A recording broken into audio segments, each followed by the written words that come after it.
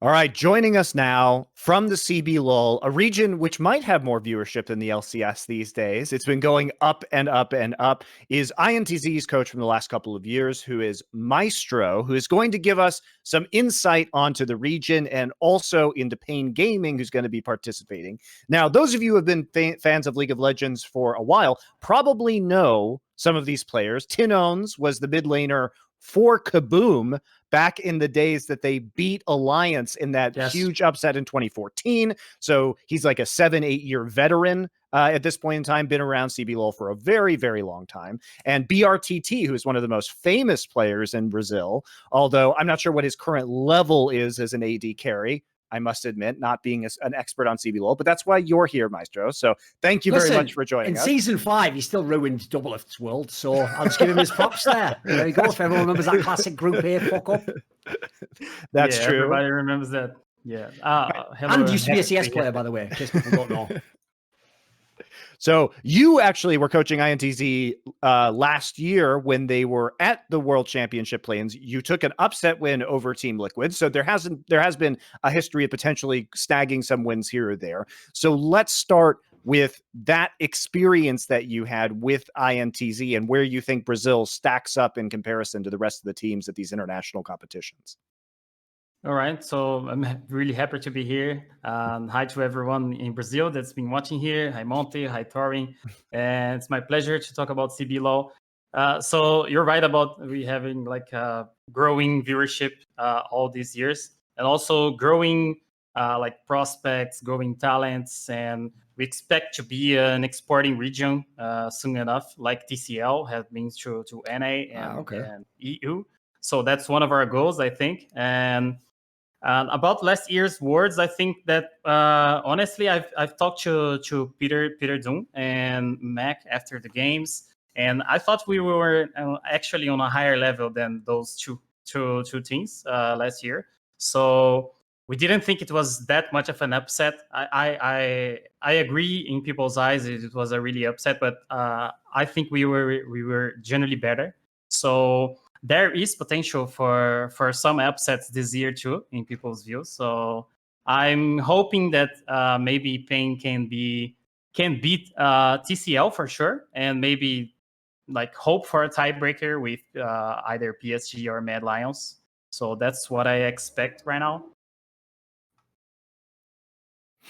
So what can you tell us about Pain Gaming's performance when it comes to CBLOL? Because they weren't in first place during the actual regular split, right? They were what? They came in 5th place overall. And then it was only in the playoffs that they started to really kind of take off and start doing well. So what do you see as their strengths, and how did they improve enough to take first place in CBLOL and go to MSI in the first place? Yeah, so I think there's two main things to look at here, because first, last time Pain was at Worlds, they were in 2015, I think. That was like something similar to this, right? It was the same situation. They were not the better team at CBLOL at start. They were struggling, and then they came up really, really strong on playoffs, and they did pretty fairly well. Like Thorin said, they beat Double Lift and everything. They beat Flash Wolves once too. So they were like pretty decent. Won the group. That's pretty good. Yeah. Yeah.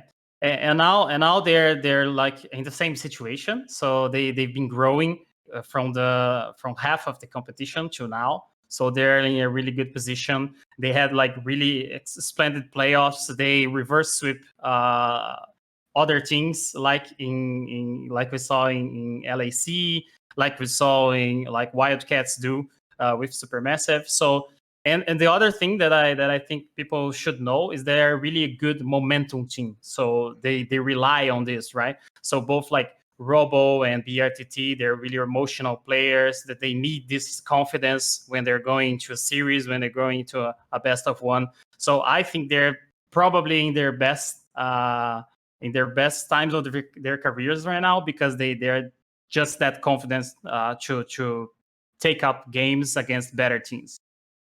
By the way, just as a more general point about the Brazilian region and CBLOL, as I mentioned on I think it was the first segment now, I've had lots of people over the years on my talk shows who were coached in CBLOL because they come from Europe or North America. You've imported a lot of coaches over the years. And as you say, one of the reasons why actually it should be expected in the future you might see a Brazilian player in the LCS would be the most obvious region is, I mean, you already see like FlyQuest has players from Latin America. So one of the things that's bizarre to me is that, as I set it up before, I want to get your take on it. Aside from these two really famous upsets, Pain Gaming against CLG and Alliance against Kaboom, even though I always talk to the analysts and they're always like, look, CBLOL is really strong right now and this team's very, very good. You know, like Habaxial and a few of the people I know back in the day would always talk the teams up. I've noticed if you go back internationally, there haven't been that many more upsets though. Like it feels like a lot of the teams haven't performed when they got to Worlds or something. Is there like a sentiment in the Brazilian community as to what goes wrong or what hasn't worked yet? Because I've always felt like these teams should have been a little bit better. They should have been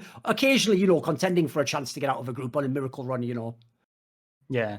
Yeah, you're actually right, because that's some discussion that we have every year here, like what are the real solutions, and we struggle a lot to discover what should be done next, especially when you compare with Brazilian CS, for example, you know Thorin, right? Brazilian CS has been like way better internationally, so we struggle a lot. I think there's a thing. There's a mix of things that makes it really difficult for us. One is that our region, the CBLOL itself, it's a really difficult championship to win. So it's a strong championship internally here, nationally. So it's difficult to win. Normally, the top 4 teams in the table they're really like close to each other. Right. So it's difficult to constantly like send the same people abroad. So it's really difficult. And also we have like just one spot at MSI or just one spot at the Worlds.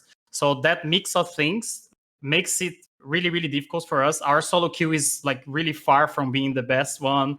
Many players, they don't have the money to do boot camps like every year. So we struggle a lot with like, those mix of things. And there's like, it's been difficult to really like pinpoint something specifically to do just to get better. So people talk a lot about like one extra spot should be good because we're a really big region with big viewership and a lot of good teams. People talk about like, oh, send people in boot camping like twice a year, like people do in StarCraft, like Kelazur did in StarCraft, right? Like he basically lived in Korea for like a long period of months. So there's been speculation, but never like one pinpointing thing. Sure. So when people watch Pain Gaming coming into the World Championship, what excites you about this roster? When you look at their style, how would you describe it? And what should fans really want to watch from them? So what Pain Gaming does really well is their mid jungle synergy is really good.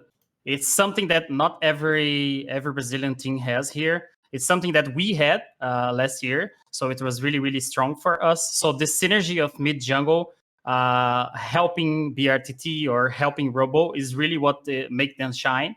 And both Carioca and Tinos, they're really good at communicating at each other.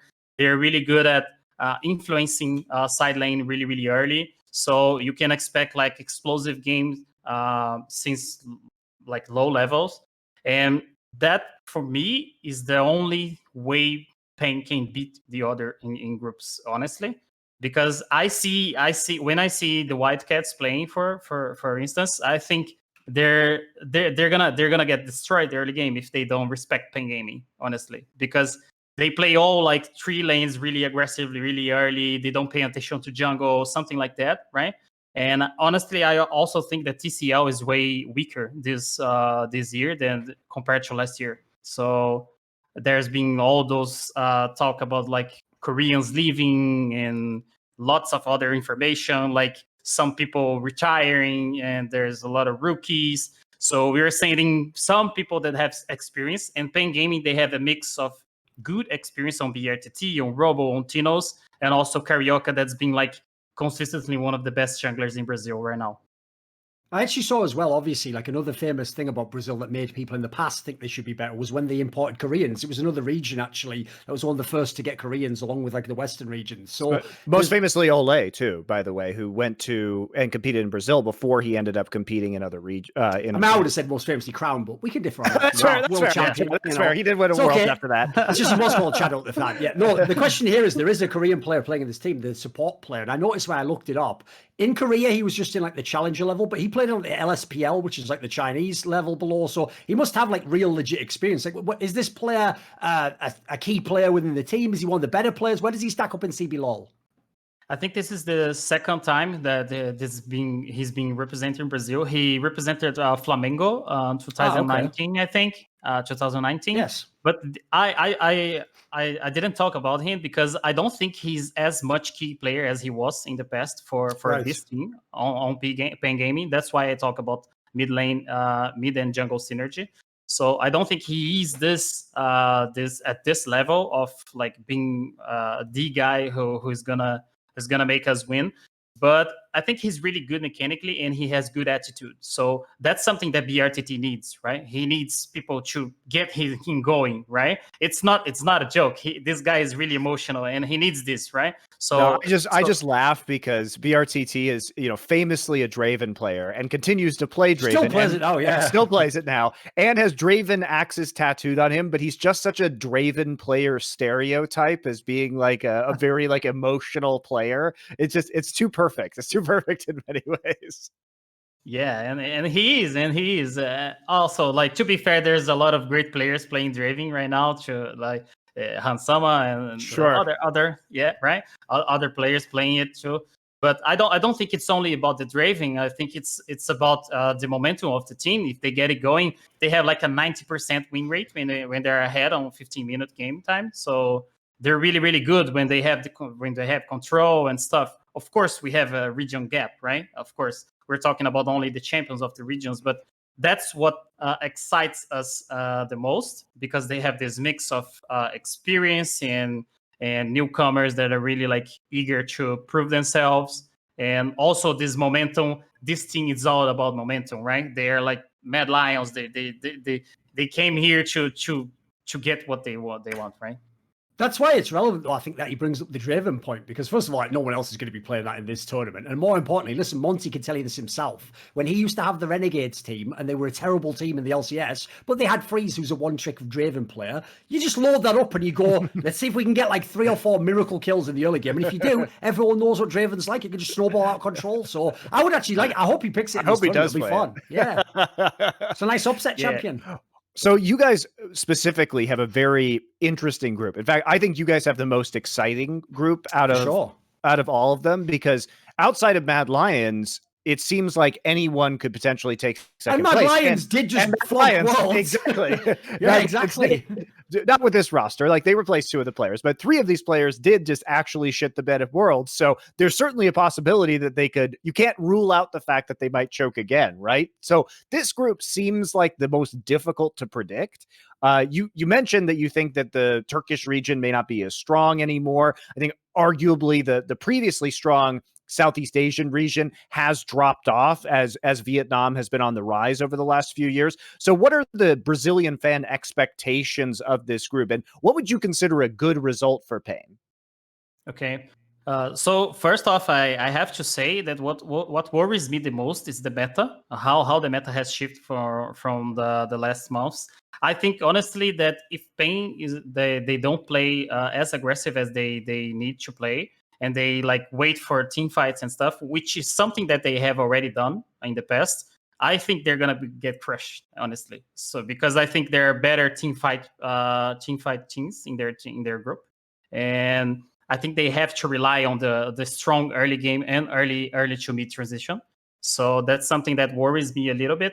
But realistically speaking, I think I really believe that we can beat TCL twice. I really believe that we can beat the Wildcats because of those stuff I told you. They have a strong early game, but I don't think they're that disciplined, and I don't think they're as experienced against other regions. And also, there's a third thing that I honestly think that TCL, they disrespect us because I of course there's this rivalry, right? There's this rivalry between the Brazil and Turkey, and what I felt in person when I was there is that they don't really respect us that much. So that's like something that tells me it's smelling like 2 wins, right? So that's something that I'm expecting, right? I'm expecting that.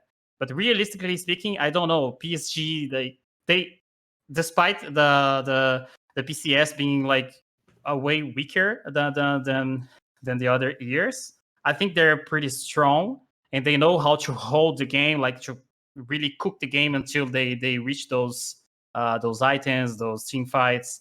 And Mad Lions, I mean, I don't know what to expect about these guys. Like last year, I honestly think that they were like way better than they show, way better than they show. But they were not in the best mental state when I talk to other coaches, and I don't think that's gonna be the case this year. So I'm not really excited about the Mad Lions matchup, but who knows? Who knows? I'll also say, to tag on to what Monty was saying about the group, because Mad Lions himself, like, I remember even the players that I knew haven't played at this level. There's a world in which, like, the problem for them is there's no game off in theory. I know if you say TCL's not as good, maybe they are, but in theory, because all these teams can be upsets, it actually means if you're one of the other teams, there's even more hope to get out the group because you potentially need less wins to get into a tiebreaker to potentially get out the group. It's not a group where the number one pool team beats everyone else and then you fight each other. If one team upsets Mad Lion once, it opens the door for a bunch of teams to get out. This could be one of those ones where it's like a three-way tie with 2-1, 2-1, 2-1. You know, like that can happen. Yeah. I mean, I was hearing you more games than that, but you get my point anyway. Yeah. I was hearing you guys talking about the format, and I honestly like it's good for like minor regions to have like better matchups against like good teams and better practice and everything. But I do agree with those things that like.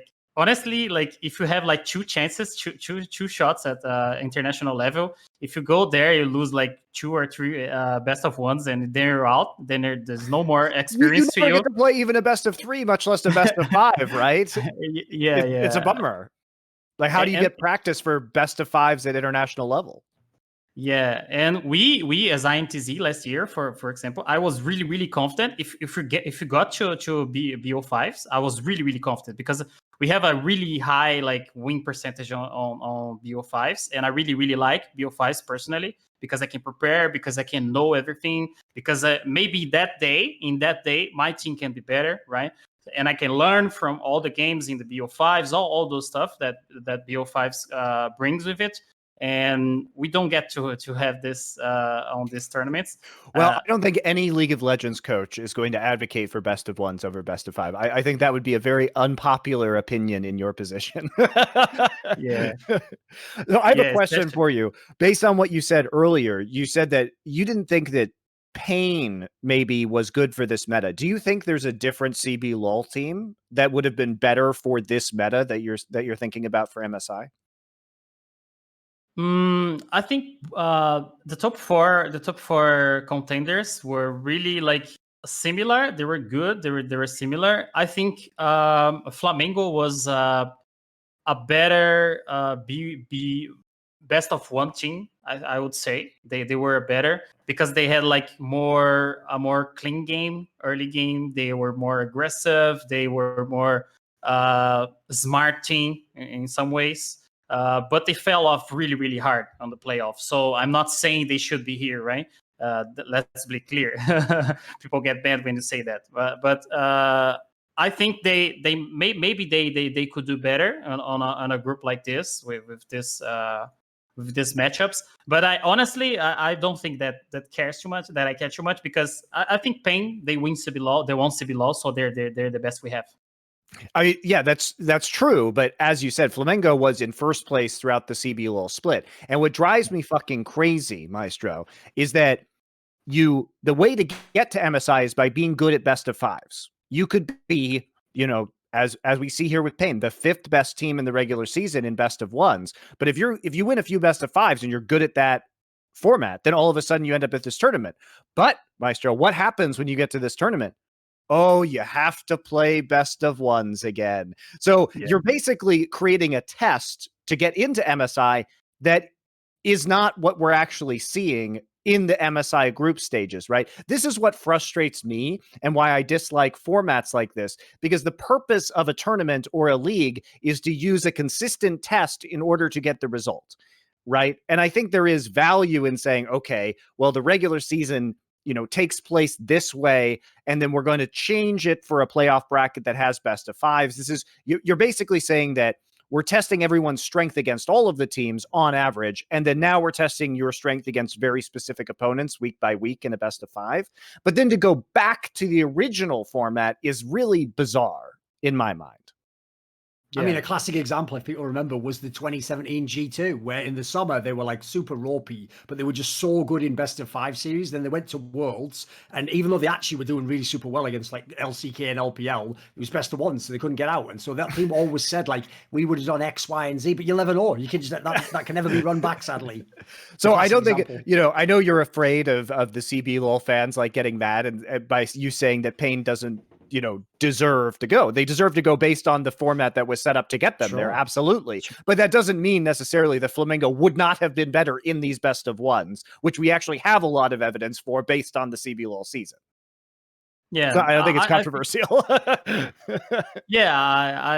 know that to say that maybe they're the best BO5 team right now in Brazil. That's like unquestionable because they have reverse sweep people. They have like tier 1 Vorax that being like really, really dominant in the regular phase too.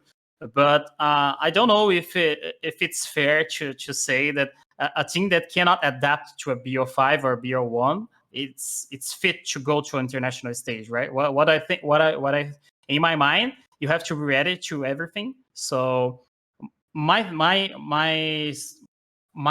question here is like, if there was like BO3 or BO5 right away, would we do better? I don't know if it's like the more games that you played against the same team, or maybe you have like a wild card before that every minor region play each other and they have more games to be like more ready to compete with major regions. Maybe that's the case, or maybe just do like more tournaments. I don't know. Maybe we don't have the time to do that. But in CS, you see like a lot of tournaments throughout the year, and you see like people being better at different times of the year. So you have this tempo that you can, this line that you can write, and you want to be good at this time of the year, like in the international at Dota 2. You have to be at your best form in the international, but you have other tournaments to prepare for the international, right? Sure. And now that you brought this up, and because I always love chatting about this, because I find it very interesting about Brazil and Counter-Strike, because there have been, of course, major winning rosters that have been Brazilian players. So when you look at, I'm curious what your take on this as a coach in the CBLOL scene. Do you support or are you against Brazil being considered like Australia, available to the LCS to take players without having import restrictions? What do you think that would do to the Brazilian scene? Is that something you like or you don't like? I think if you have a strong league like Brazil, I think it's a good thing, because if you have a bad league, all that's gonna do is that you're gonna lose more and more players, maybe to like major regions, and a region is like, it's gonna be shit forever. That's something that I think about it, right? But when you have a strong region, and I think Brazil is doing a good job at getting it stronger and stronger, and more people watching and everything, like that benefits us, because if you have a strong league nationally, and you have like really, really like two shots at the international stage, and you start sending people to get more experience in international stage, like say like LCS, LAC, and stuff like that, then you can maybe you can start studying like a good, really, really good team to compete internationally, or you can at least have someone representing Brazil in other teams, Sure. right? So we see like Falling, right, in Team Liquid. Everyone cheers for Team Liquid because Falling is there, right? And we like the guy, we like Brazil, we like to see Brazil there. So that's one way of one like different way to cheer for Brazil too. Also, not going to international like group stage and like playoffs and stuff. Yeah, for those who don't know, like Brazil in Counter-Strike actually has a much more relevant history. Like not only have they had two of the major winners, a totally different team, Immortals was in a major final. Even right now, Furia is the number 7 team in the world on the Hitchell TV ranking. But the key difference is this. All of the great Brazilian CS teams first went and lived in North America. And especially, remember, in in CSGO, we effectively don't have the Asian region. We do, but they're not the best. So really, North America, at that time, it was the second best region. That's the equivalent of like an LCS team going and living in the LPL a few years ago when LCK were the kings. Like, obviously, they would, if they had the potential, they might be able to level up and be as good. So that's a part of the problem as well, is you obviously can't do that in League of Legends. You can't take your whole team and put it into the, I mean, technically you could in this world, but I don't think someone's going to sign all 5 Brazilian players for LCS. So like he says, I think to me, I don't know. I feel like Immortals might do that. not impossible. But to me, if you actually really want to like be a Brazilian fan and cheer for them, you go the angle he said there. It's that if the team can't be good enough, get the best player and send them to an LCS or an LEC team and have them be like a very good player. And listen, fans will support that player, even if it isn't a whole team.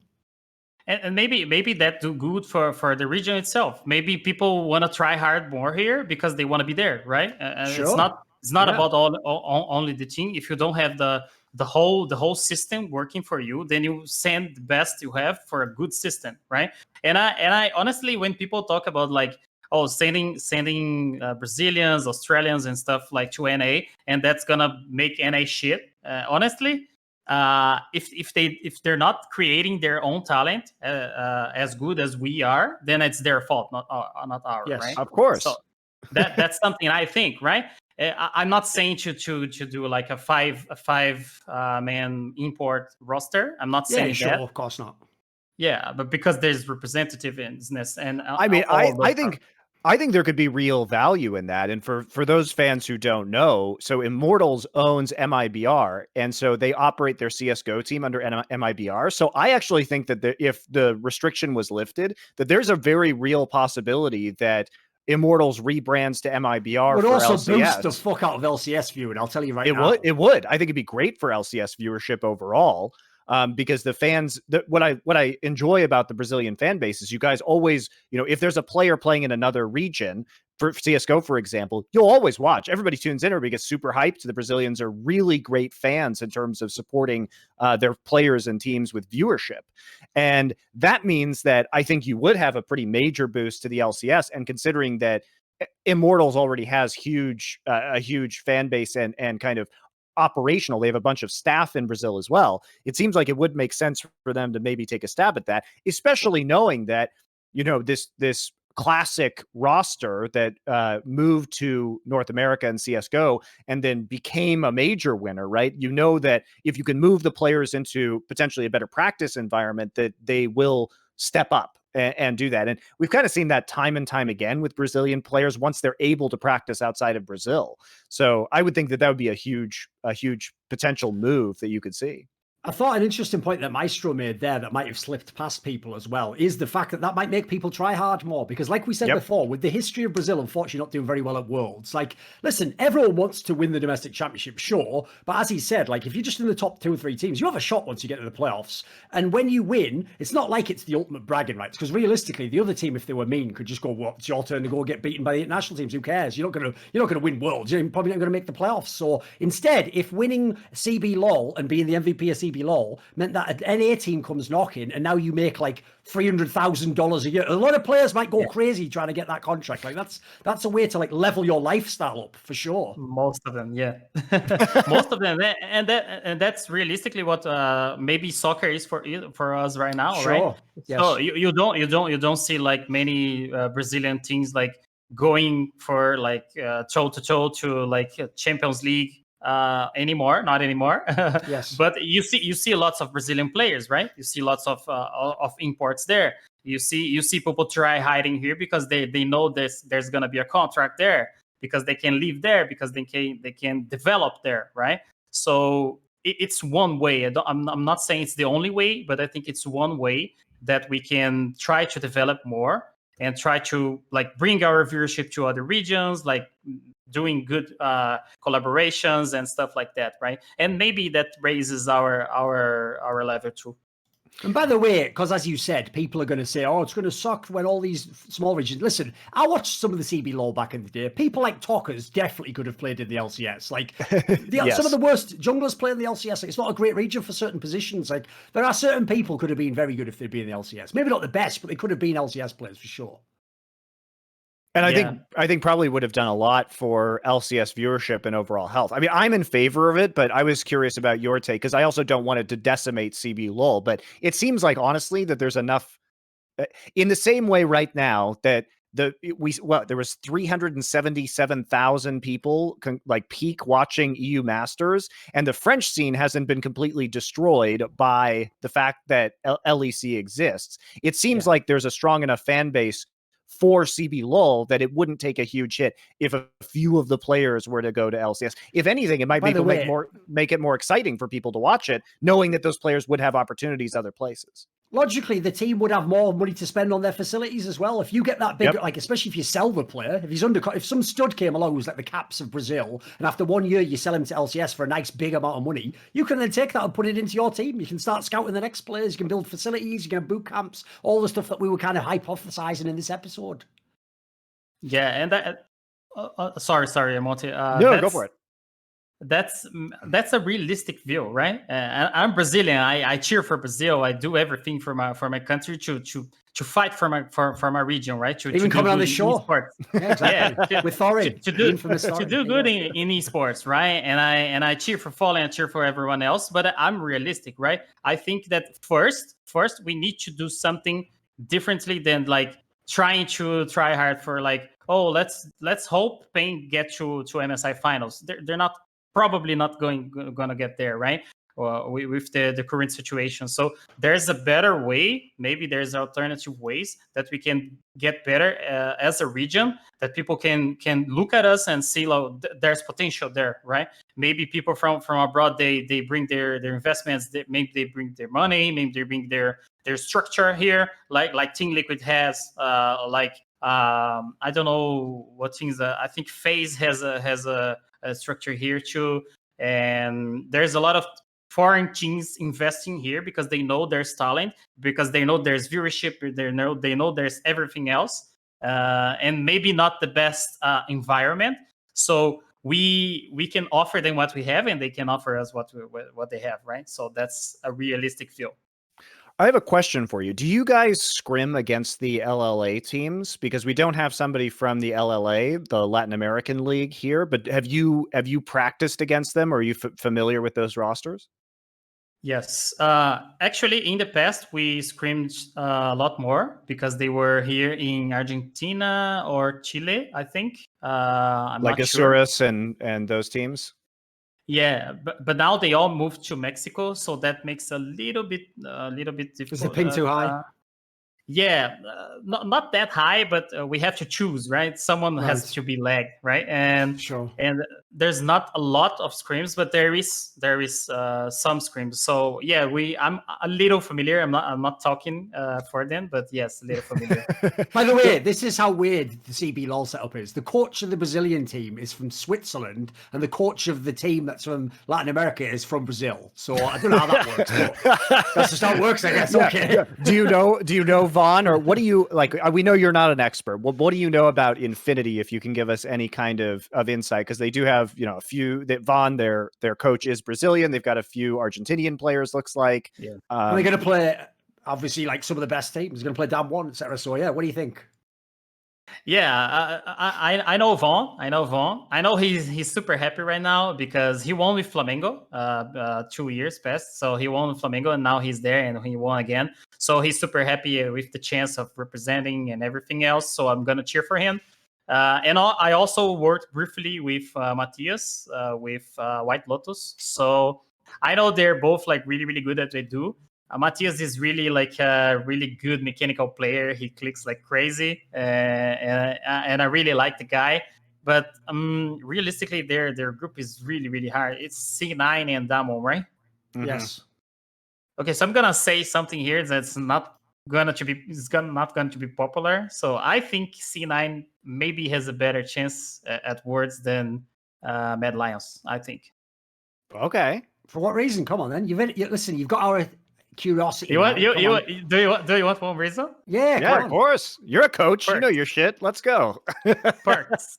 Perks is the reason. Yeah, I think. Pretty good reason. Perks. Yeah, I think he brought his nature to NA. I think he brought his way of thinking. You see C9 playing against other NA teams, and you see the difference. I think they have like a really high macro gaming, like super fast, super smart, something that we saw on G2 last year.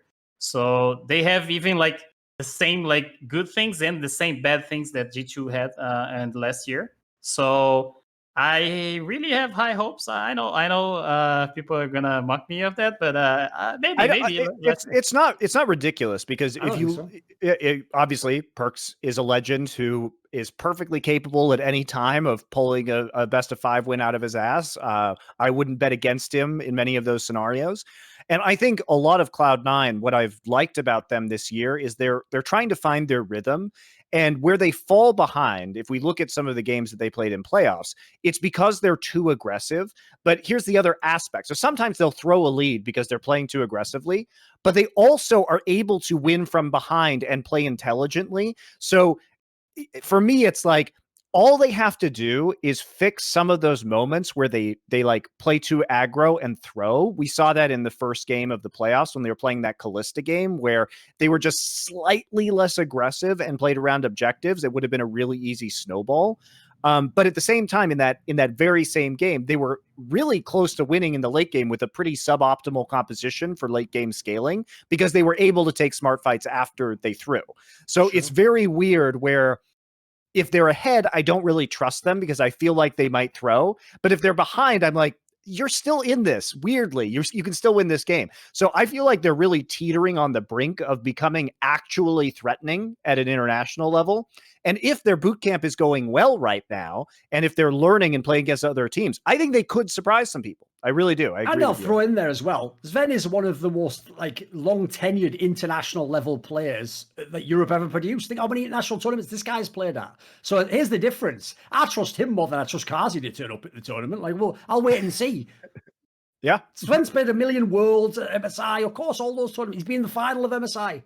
Yeah, I think the question is, I think most people, it's kind of like a toss up, like who's number one? Is it RNG or is it going to be Dom1? And I think for most people, it's a toss up of who's number 3. Like I'm not bold enough to say like, oh yeah, Mad Lions is definitely the 3rd best team of this competition. I think if objectively, guys, Mad Lions should not even be here. That game 5 versus Rogue was a giga throw by Rogue, okay? And we've talked about this. Was it skillful of Mad Lions to catch the throw? Absolutely. But it should not have been possible for them to win.